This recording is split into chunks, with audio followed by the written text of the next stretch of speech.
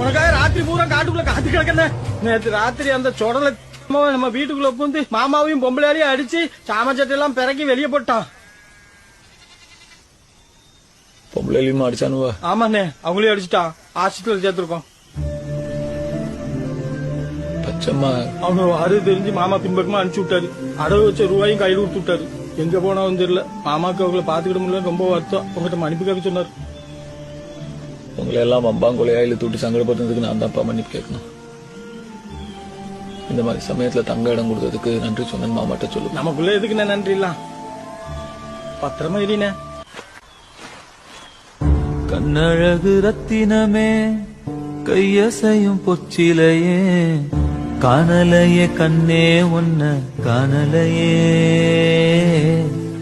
கையும் காலும் ஒன்ன எண்ணி ஓடலையே.